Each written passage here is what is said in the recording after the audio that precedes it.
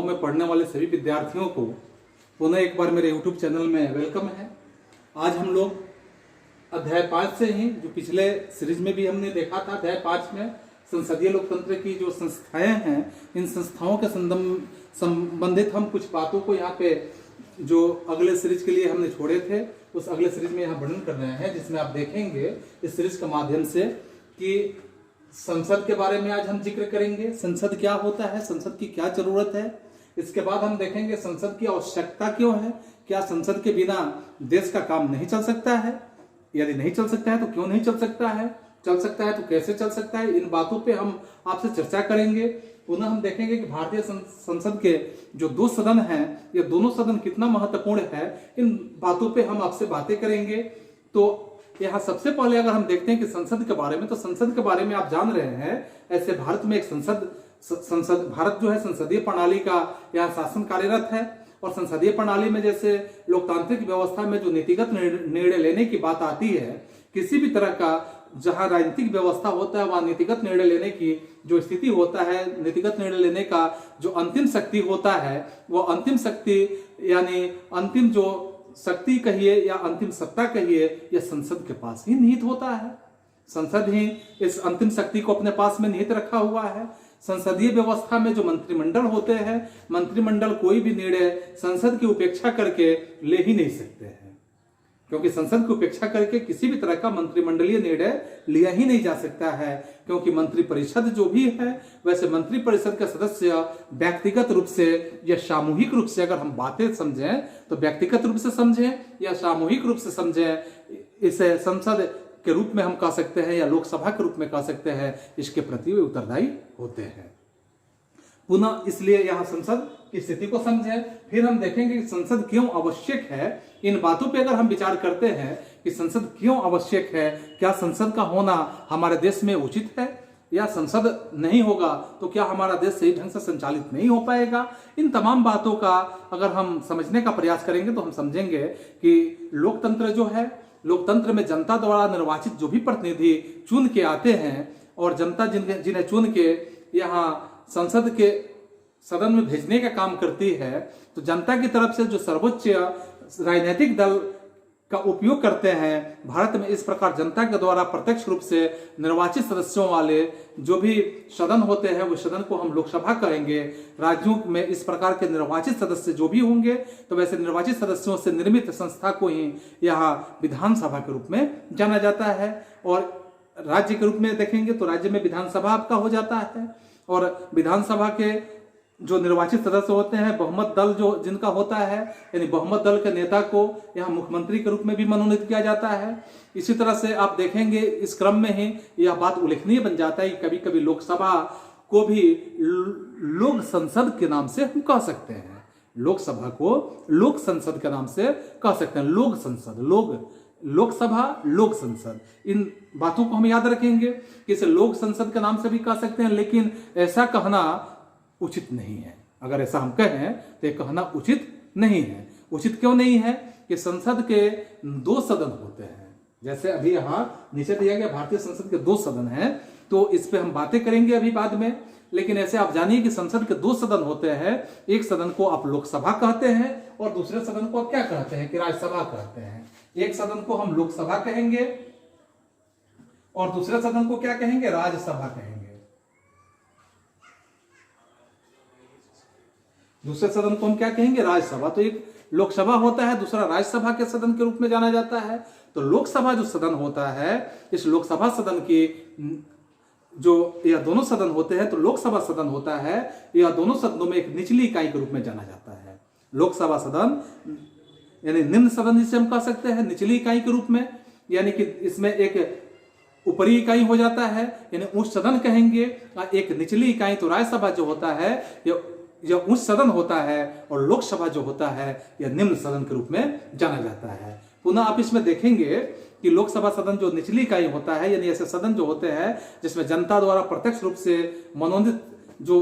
प्रतिनिधि होते हैं, ऐसे उसके सदस्य के रूप में होते हैं। और भारत में ऐसे प्रतिनिधियों का जो चुनाव होता है, उस चुनाव में आप यहाँ पाएंगे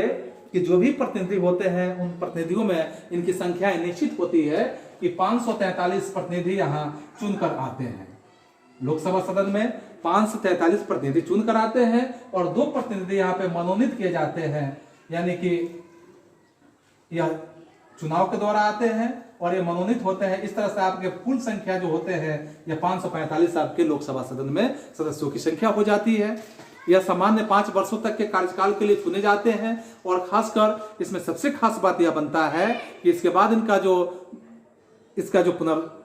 पुनर्निर्वाचन होता है, एक बार जब इनका कार्यकाल समाप्त हो जाता है अथवा इनके कार्यकाल के संदर्भ में जब यहाँ सदन को विघटन कर दिया जाता है तो यथाशीघ्र इनका निर्वाचन करने की व्यवस्था की जाती है, क्योंकि ऐसी स्थिति में ज्यादा से ज्यादा 6 माह के अंदर में निर्वाचन हो जाने का प्रावधान हो जाना चाहिए। निर्वाचन यदि नहीं होता है, क्योंकि हमारे संविधान का यह उल्लेखनीय बात है कि जब भी सदन को यहाँ विघटित कर दिया जाता है तो विघटित होने के 6 महीने के अंदर में चुनाव हो जाना चाहिए और अगली सरकार बन जानी चाहिए। यही व्यवस्था राज्य स्तर पर अब विधानसभा में देखेंगे कि राज्य स्तर पर यह विधानसभा में यही व्यवस्था देखने के लिए मिलेगा। अलग अलग देशों में अगर हम चर्चा करेंगे, ये तो अपने देश की बात हम बताएं कि लोकसभा आपके निम्न सदन और राज्यसभा आपके उच्च सदन हो जाते हैं, राज्य में विधानसभा हो जाते हैं। लेकिन अलग अलग देशों में अलग अलग रूप में आप देखेंगे कि प्रत्यक्ष रूप से निर्वाचित जो सदन होते हैं उसमें निम्न सदन को अलग अलग नामों से भी जाना जाता है। भारत में अगर हम देखेंगे तो भारत में तो अभी जिक्र किया गया कि लोकसभा के नाम से जाना जाता है। ब्रिटेन में अगर हम बात करेंगे कि ब्रिटेन में से किस नाम से जानते हैं तो यहाँ हाउस ऑफ कॉमन्स के नाम से जानते हैं, या इसको हम कॉमन सभा के नाम से भी कह सकते हैं। हाउस ऑफ कॉमन्स के नाम से कहें चाहे कॉमन सभा के नाम से कहें। अमेरिका में जब हम कहेंगे तो यहाँ प्रतिनिधि सभा के रूप में अमेरिका में जाना जाता है। जनता की तरफ से इन तमाम ऐसे शासक जो होते हैं इनके द्वारा कई प्रकार के राजनीतिक अधिकार उपयोग में किए जाते हैं, उपयोग में लाने का काम किया जाता है। किसी भी देश में विधि निर्माण का जो मुख्य अधिकार होता है, जो विधि निर्माण का अधिकार दिया गया है संविधान के रूप से, तो संवैधानिक रूप से जिसको विधि निर्माण का अधिकार दिया गया वह संसद को ही दिया गया है। संसद ही विधि का निर्माण कर सकता है, क्योंकि विधि निर्माण का इसका यह कार्य करना बहुत ही अति महत्वपूर्ण हो जाता है, क्योंकि इन सभाओं को विधायिका के नाम से भी हम जान सकते हैं कि जो विधि निर्माण का कार्य करते हैं वह जैसे यहाँ अंग के रूप में बताए गए थे कि सरकार के अंग में आपके कार्यपालिका, व्यवस्थापिका और न्यायपालिका होता है। तो यहाँ इसी को यहाँ विधायिका कहिए तो विधायिका के नाम से भी हम इसे जान सकते हैं। विश्व के प्रत्येक देश में जो संसद होते हैं, संसद का प्रमुख यहाँ जो संसद के प्रमुख काम होते हैं नए कानून का निर्माण करने का काम होता है और पुराने कानून को संशोधित करना अथवा उससे निरस्त करने का भी अधिकार दिया गया है। पुराने कानून यदि है, जैसे भारत का भी जिक्र करेंगे कि भारत में भी जैसे संविधान का निर्माण हो चुका है, लेकिन संविधान में यदि हम चाहते हैं कि पुराने कानून को बिल्कुल बदल दिया जाए, पुराने कानून को तो उसके बदलने का भी प्रावधान दिया गया है, उसको भी बदला जा सकता है, उसमें संशोधित करने का भी प्रावधान दिया गया है। संविधान में ही वर्णन किया गया है कि कानून को कैसे पूरे बदला जा सकता है। पुराने कानून यदि नहीं चाहिए तो उसके लिए कितने सदस्यों का होना जरूरी होता है, कैसे कैसे नियम है, इसका जिक्र हम आगे करेंगे, अगले सीरीज में आप पढ़ेंगे। तो विश्व भर के जो संसदीय व्यवस्था में अगर संसद की बात करें, संसद पर सरकार जो होती है अपना नियंत्रण रखती है संसद पे। अगर दूसरे शब्दों में हम जानने का प्रयास करेंगे तो देखेंगे कि सरकार को चलाने वाले जो लोग होते हैं, ऐसे लोगों पर, अर्थात अगर हम मंत्रिपरिषद कहें, सरकार को चलाने वाले लोग, या उसे मंत्रिपरिषद के नाम से जान सकते हैं, तो मंत्रिपरिषद पर नियंत्रण के लिए उनके द्वारा यानी सरकार के द्वारा कुछ अधिकारों का प्रयोग किया जाता है। और जो अधिकार होते हैं भारत और ब्रिटेन में आप देखेंगे, भारत और ब्रिटेन जैसे संसदीय व्यवस्था वाले राज्यों में अगर हम बात करेंगे तो सरकार पर संसद का इस तरह से एक प्रत्यक्ष और पूर्ण तरह से नियंत्रण भी होता है। संसद में बहुमत होते हैं, बहुमत के समर्थन पर ही सरकार अर्थात मंत्रिमंडल निर्णय लेने का काम करती है। यदि संसद का बहुमत आप देखें तो संसद के बहुमत का उन्हें अगर प्राप्त नहीं रहता है तो उन्हें त्याग पत्र भी देने का स्थिति आ सकता है कि बहुमत का निर्णय नहीं होगा तो त्याग पत्र देने की दशा आ जाएगी, त्याग पत्र देने की स्थिति आ सकती है। वित्तीय मामलों में भी संसद को व्यापक अधिकार दिए गए हैं और ऐसे व्यापक अधिकार दिए गए कि संसद को मंजूरी यानी संसद की जो भी मंजूरी है, ऐसे मंजूरी के बाद भी सरकार कोई कर चाहे तो वो लगा सकती है या चाहे तो किसी भी कर को वो वापस कर सकती है, अथवा वह खर्च भी कर सकती है या खर्च नहीं भी कर सकती है, सरकार के ऊपर निर्भर करता है।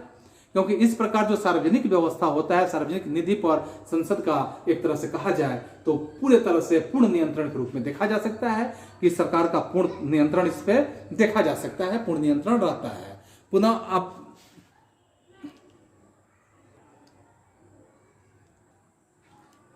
पुनः यहाँ सार्वजनिक मामले जो भी आते हैं तो सार्वजनिक मामले पे विचार करना या सार्वजनिक मामले पे विचार करने के साथ साथ आप यहाँ पाएंगे कि राष्ट्रीय नीति पर बहस करने का भी अधिकार संसद को दिया गया है। संसद जो होता है, संसद को सरकार के से बिना यहाँ सरकार के बिना सूचना मांगने का एक तरह से अधिकार भी होता है, यानी सरकार से बिना बात की सूचना मांगने का अधिकार दिया गया है। तो द्विसदनात्मक सदन की अगर बात करें हम कि द्विसदनात्मक सदन यानी कि बिकैमरल लेजिस्लेचर की अगर हम बात करते हैं, उसकी तुलना करते हैं तो विश्व के अधिकांश ऐसे बड़े देश हैं और बड़े बड़े देशों में आप देखेंगे कि संसद के 2 सदन होते हैं, लेकिन विश्व में ऐसे भी राज्य हैं जहां सदन के एक ही यानी कि वहां सदन के रूप में एक ही सदन देखे जा सकते हैं। कुछ ऐसे राज्य हैं जहां 2 सदन मिलेंगे, कुछ ऐसे राज्य हैं जहां पे एक ही सदन देखने के लिए मिल सकते हैं, जैसे आप चीन की बात करें। लेकिन विश्व में अधिक से अधिक आप यहाँ अधिकांश देशों की चर्चा करेंगे तो अधिकांश देशों में यहाँ संसद 2 सदन के रूप में देखे जा सकते हैं। अब इसके उदाहरण में जैसे आप ब्रिटेन के संसद को देख सकते हैं, इसके बाद जैसे कॉमन सभा और लॉर्ड सभा आप देख लिए, अमेरिका के संसद में आप देख लिए प्रतिनिधि सभा और सीनेट, आप समझ सकते हैं कि प्रतिनिधि सभा और सीनेट के नाम से जाना जाता है।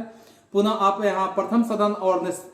और प्रथम सदन के साथ आप देखेंगे निम्न सदन के सदस्य जो होते हैं सामान्य रूप से यहाँ प्रत्यक्ष रूप से जनता के द्वारा निर्वाचित होके आने का काम भी करते हैं,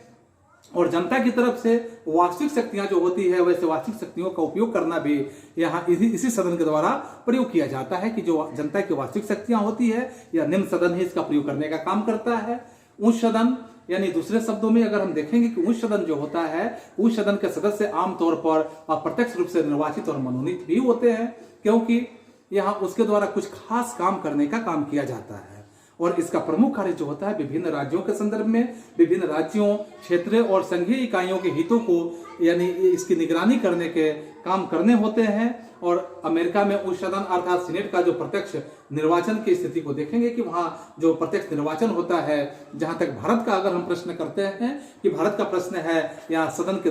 यहाँ सांसद के जो संसद होते हैं, यहाँ संसद के 2 सदन देखे जा सकते हैं। निम्न सदन को लोकसभा और उस सदन को राज्यसभा के नाम से जाना जाता है, क्योंकि house of the people of council states के नाम से इसे हम कह सकते हैं। इस क्रम में यह बात बिल्कुल उल्लेखनीय हो जाता है कि राष्ट्रपति जो होते हैं, राष्ट्रपति भी भारतीय संसद के अभिन्न अंग माने जाते हैं और वह किसी सदन का सदस्य भी नहीं होता है जो भारत का राष्ट्रपति होता है, और संसद में सभी निर्णय जो होता है उन्हीं के जो स्वीकृति होता है उस स्वीकृति के बाद तैयार होता है। पुनः यहाँ अगले हम रूप में देखेंगे कि भारतीय सदन के संसद जो है इसके 2 सदन, तो 2 सदन का कार्य किस प्रकार से होता है, कैसे इसकी जरूरत होती है, क्यों इसकी जरूरत है, इस पे हम बातें करेंगे, जिसमें हम यहाँ देखेंगे कि संसद जो है यहाँ लोकसभा संसद का प्रतिनिधि सदन होता है और इसके सदस्य गण जो होते हैं प्रत्यक्ष रूप से जनता द्वारा निर्वाचित होके आने का काम करते हैं। जनता उन्हें प्रत्यक्ष रूप से वोट देती है और वोट से के माध्यम से निर्वाचित होके चले आते हैं। इसके बाद विभिन्न राज्यों में और केंद्र शासित जो प्रदेश होते हैं, वैसे विभिन्न राज्यों में और केंद्र शासित प्रदेश द्वारा इसके जो सदस्य होते हैं वे निर्वाचित होते हैं। सिर्फ अगर हम कहें सिर्फ विशेष परिस्थिति में राष्ट्रपति को एंग्लो इंडियन समुदाय के 2 सदस्यों को यहाँ नामजद करने का अधिकार दिया गया है। राष्ट्रपति यहाँ 2 तरह के सदस्यों को एंग्लो इंडियन के रूप में नामजद करने का काम करते हैं। जैसे मैंने इसके पहले ही जिक्र किया कि 543 सांसदों का चुनाव होता है और 2 को मनोनीत किया जाता है। या मनोनीत करने का अधिकार राष्ट्रपति को दिया गया, जो एंग्लो इंडियन के रूप में होंगे उन्हें राष्ट्रपति मनोनीत करने का काम करते हैं। इसके सदस्य जो होते हैं यानी इसके सदस्य राज्यसभाओं के सदस्य द्वारा निर्वाचित भी होते हैं। केंद्र शासित प्रदेश को भी इसमें सदस्यता प्राप्त होता है और राज्यसभा की अधिकतम सदस्य संख्या यहाँ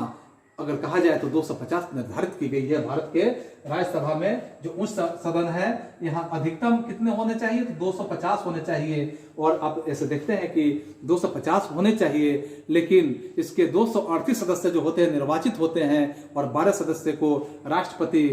साहित्य के क्षेत्र से, विज्ञान के क्षेत्र से, कला के क्षेत्र से, समाज सेवा के क्षेत्र से आदि के क्षेत्र से विशिष्टता प्राप्त लोग जो होते हैं, इसमें से नामजद करना, वैसे ही लोगों से वह नामजद करके राष्ट्रपति यहाँ क्या करते हैं कि यह एक अस्थायी सदन के रूप में होता है, और अस्थायी सदन में इसके 1/3 सदस्य प्रत्येक 2 वर्षों के लिए अवकाश भी ग्रहण करते हैं। इस प्रकार इसके जो सदस्य होते हैं, इनका कार्यकाल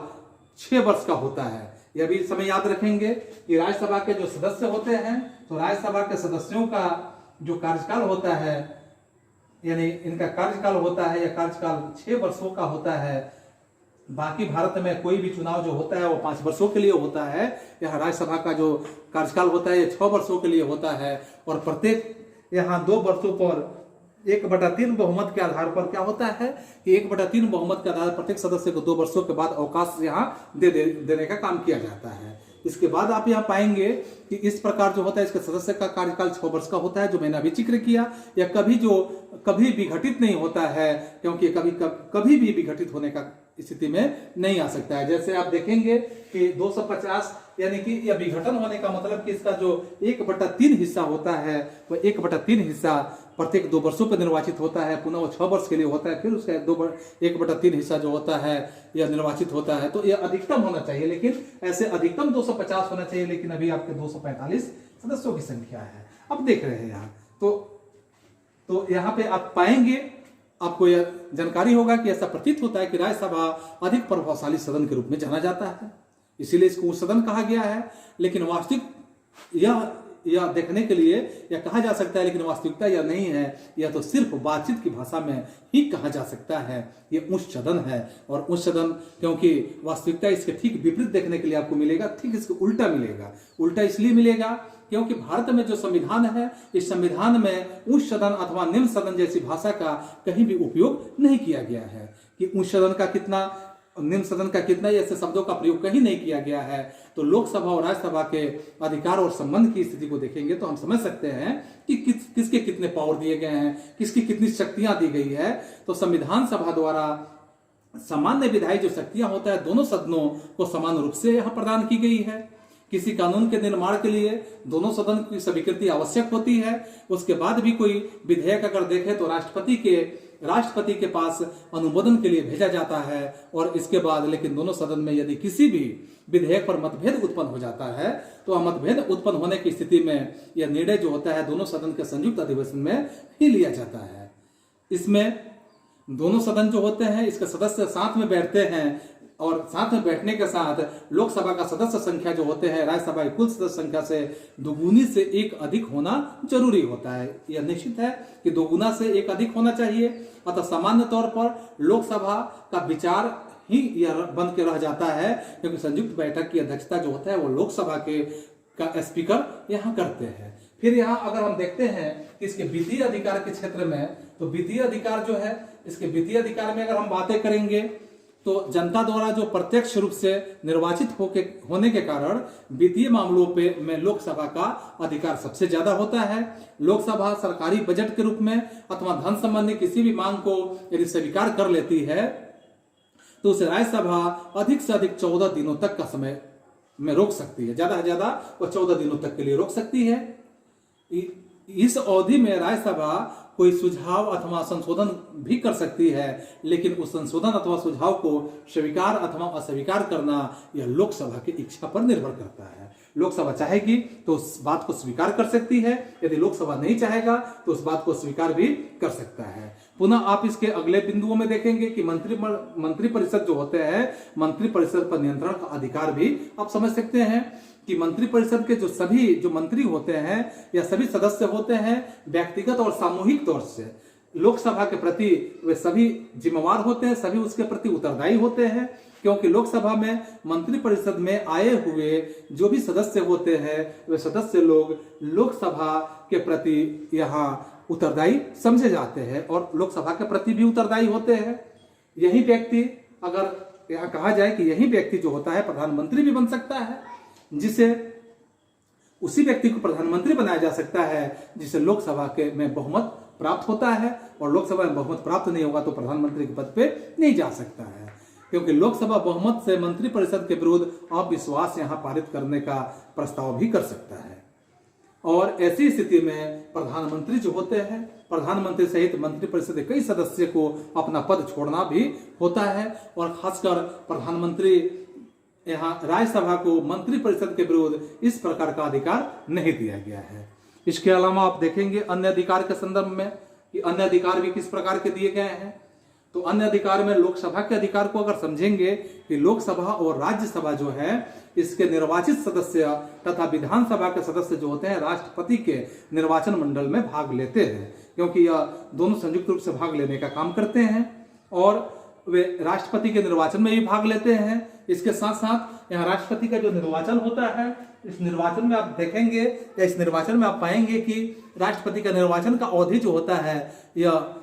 यह अधिकार खासकर संसद के दोनों सदन को प्राप्त होता है। इसी प्रकार राष्ट्रपति सर्वोच्च एवं उच्च न्यायालय के न्यायाधीश इत्यादि के विरुद्ध महाभियोग के संबंध में दोनों जो यहाँ सदन की बात की जा रही है कि दोनों सदन को समान रूप से अधिकार प्रदान किए गए हैं। किसी राज्य के राष्ट्रपति शासन अगर लागू होता है, यानी संवैधानिक तंत्र के रूप में या संवैधानिक तंत्र की विफलता के अगर देखा जाए किसी भी राज्य में संवैधानिक तंत्र की विफलता हो जाता है तो वहां राष्ट्रपति शासन लागू कर दिया जाता है। तो राष्ट्रपति शासन जब लागू होता है तो यहाँ देश में संकट काल की जब घोषणा हो जाती है या अगर कहा जाए वित्तीय संकट की घोषणा हो जाता है तो इसके अनुमोदन होने से दोनों सदन द्वारा यह आवश्यक बन जाता है। और इसी प्रकार अगर संवैधानिक अधिकार की बात कहा जाए, संवैधानिक संशोधन की बात की जाए के क्षेत्र में दोनों सदन को समान रूप से अधिकार प्रदान किए गए हैं। इसके बाद आप पाएंगे कि राज्यसभा के विशिष्ट अधिकार, तो राज्यसभा के विशिष्ट अधिकार में देखेंगे कि राज्यसभा को भी कुछ विशिष्ट अधिकार दिए गए हैं। इस अधिकार में राज्यसभा को कुछ विशिष्ट इस प्रकार का अधिकार दिए गए हैं जिस अधिकार में राज्यसभा यहाँ राज्य सूची के किसी भी विषय को राष्ट्रीय महत्व कर या राष्ट्रीय महत्व का घोषित कर उस पर कानून बनाने का अधिकार संसद को दे सकता है। और इसके साथ उससे नवीन अखिल भारतीय सेवाओं के गठन का भी तथा इसी तरह का अगर हम देखें कि कुछ एक्सक्लूसिव पावर भी से या कुछ अनन्य अधिकार भी यहाँ राज्यसभा को देने का काम किया गया है। इसके बाद आप देखेंगे कि लोकसभा यानी अगले अब बिंदुओं पे विचार करेंगे कि लोकसभा की कार्य प्रणाली की अगर हम बात करते हैं कि लोकसभा की कार्य प्रणाली किस प्रकार की होती है, तो सदन की कार्यवाही का कराना ये लोकसभा का कार्य होता है। इसके बाद आप देखेंगे कार्यवाही जैसे 11 बजे दिन में निर्धारित कार्यक्रम के अनुसार प्रारंभ होती है और संसद का पहला घंटा जो होता है वह सरकार से पूछे गए प्रश्न के उत्तर देने से संबोधित होता है, यानी उसी से संबंधित किया जाता है। और इसके बाद इस अवधि में सदस्य जो होते हैं, सदस्यों द्वारा जो प्रश्न पूछे जाते हैं उसका लिखित उत्तर विभागीय मंत्री देने का काम करते हैं। पुनः आप यहाँ ऐसे प्रश्न को देखेंगे कि ऐसे प्रश्न सरकार की प्रमुख जो यहाँ सरकार की प्रमुख नीतियां होती है या आप कहेंगे प्रतिरक्षा विदेशी नीति की बात करेंगे या आतंकवादी घटना से लेकर किसी ग्रामीण क्षेत्र की बात अगर करेंगे तो ऐसे अनुसूचित जनजाति और साथ में जो अत्याचार से भी संबंधित बात हो सकता है। यदि विभागीय मंत्री के प्रश्नोत्तर से कोई सदस्य संतुष्ट नहीं होता है तो पूरक प्रश्न भी पूछे जाते हैं और मंत्री को उसका जवाब देना पड़ता है, क्योंकि मंत्री उसका जवाब देंगे, ऐसे पूरक प्रश्नों का जवाब देना पड़ेगा। और 1 घंटे के ही अंदर, इसी अवधि के अंदर जब ये समाप्त हो जाता है 1 घंटा, तो प्रश्नकाल का समय समाप्त हो जाता है।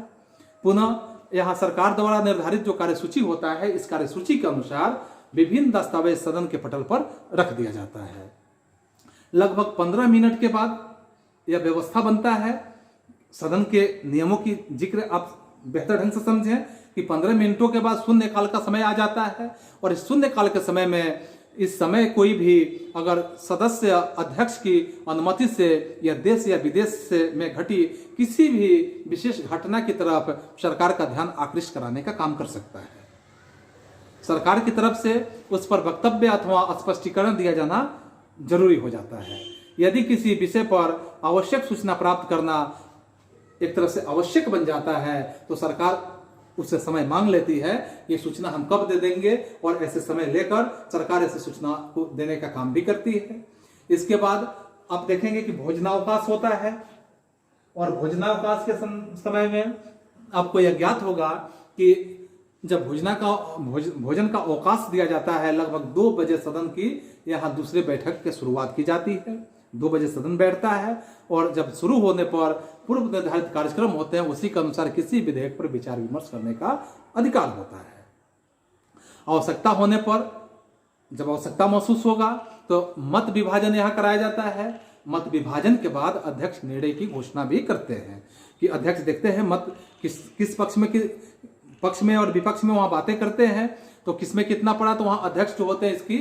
निर्णय करने के बाद घोषणा भी करने का काम करते हैं। बहस के दौरान, जब बहस चलता है तो बहस के दौरान प्राय सत्ता एवं विपक्ष के जो सदस्य होते हैं, सदस्यों को अपने विचार रखने का समान रूप से अवसर देने का काम किया जाता है।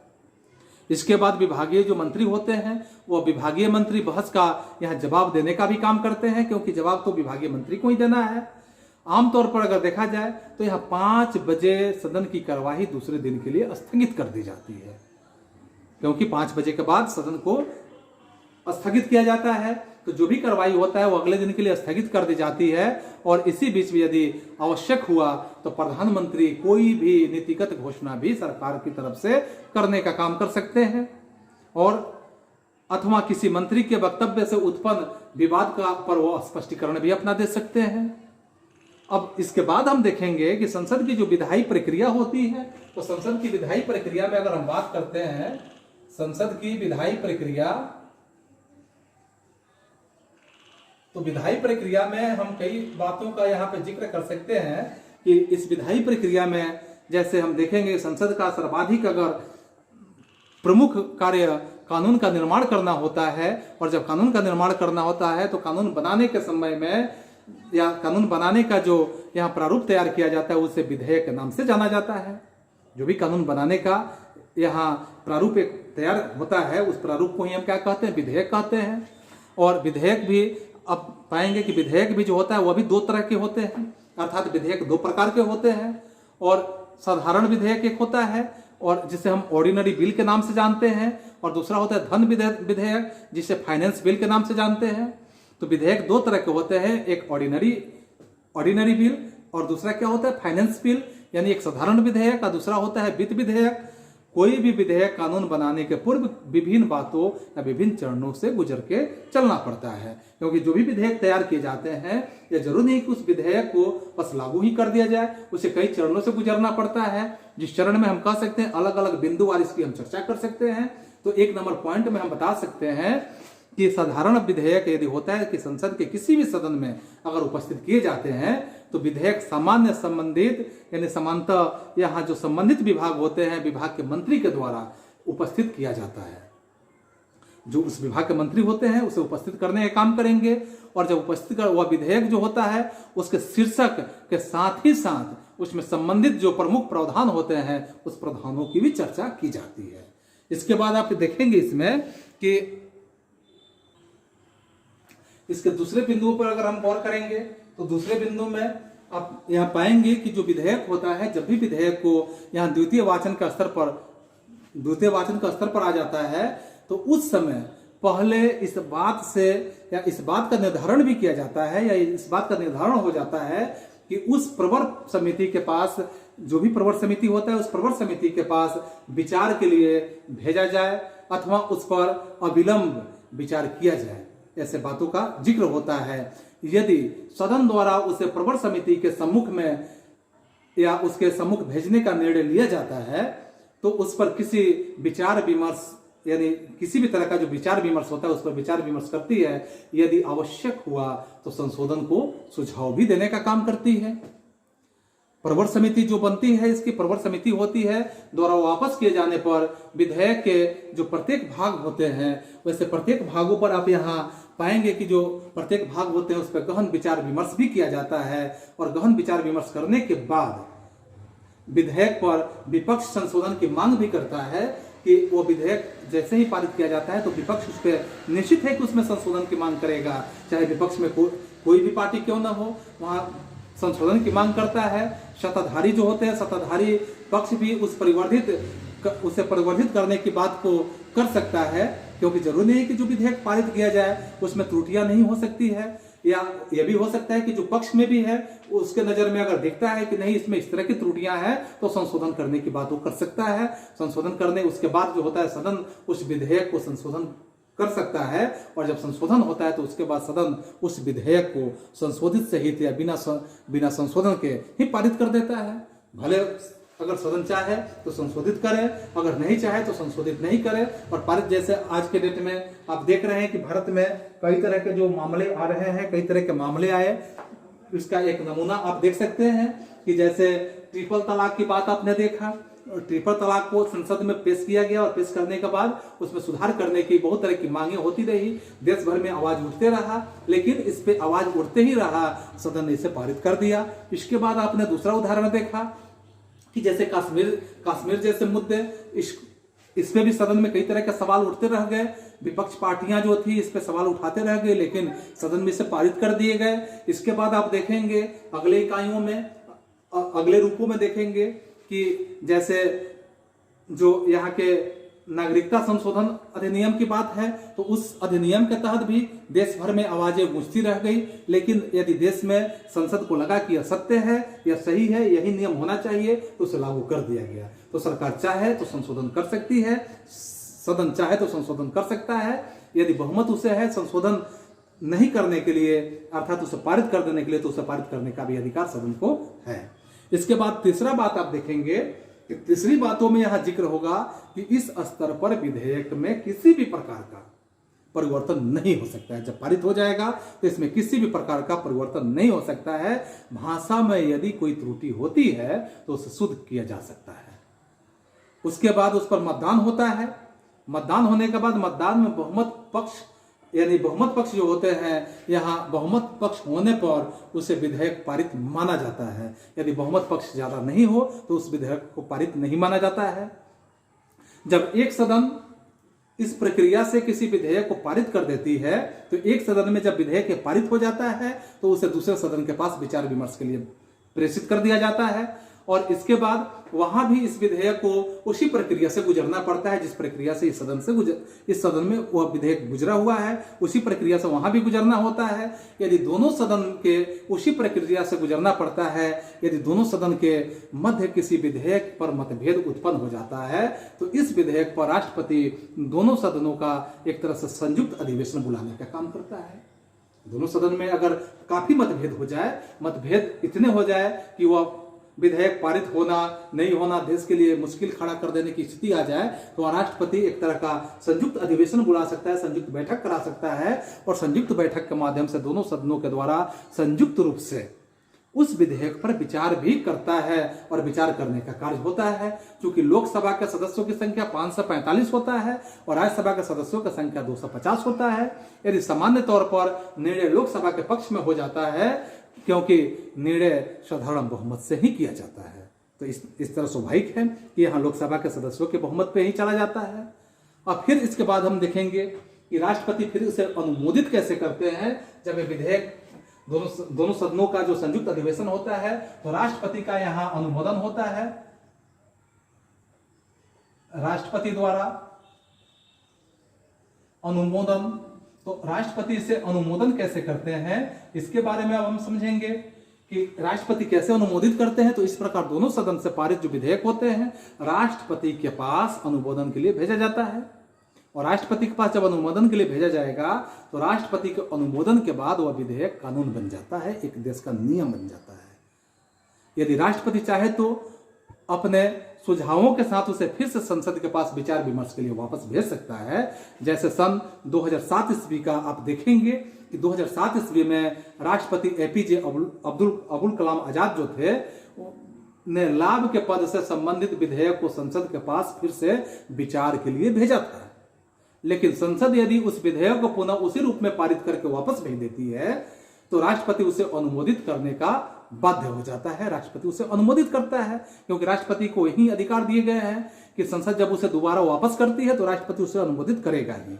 लेकिन अगर राष्ट्रपति उसे फिर से दोबारा वापस करते हैं तो उसे स्वतः पारित मान लिया जाता है। इसलिए लेकिन राष्ट्रपति कितने दिनों से यानी कितने दिनों से किसी विधेयक को अनुमोदित करेगा या संविधान में स्पष्ट नहीं है। जैसे आप राष्ट्रपति श्री ज्ञानी जैल सिंह के बारे में देखेंगे कि इन्होंने पोस्टल अमेंडमेंट बिल का जो अनुमोदन किया था तो वह अनुमोदन नहीं किया। बाद में श्री विश्वनाथ प्रताप सिंह की सरकार ने उस विधेयक को वापस भी ले लिया। और इस तरह से आज के जो विषय वस्तु रहे हम लोगों का भारतीय संसद के 2 सदनों के बारे में, तो इस चीजों को हम लोगों ने इस बातों को समझा। पुनः हम अगले सीरीज में इसी पाठ के अगले खंड में हम देखेंगे। आप मेरे चैनल को सब्सक्राइब नहीं किया हो तो निश्चित कर ले, ताकि हर एक मेरे सीरीज से आप जुड़े रहेंगे, आप बेहतर जानकारी को हासिल करते रहेंगे। और आज के लिए बस इतना ही। आप सभी को एक बार पुनः धन्यवाद। अगले क्लास की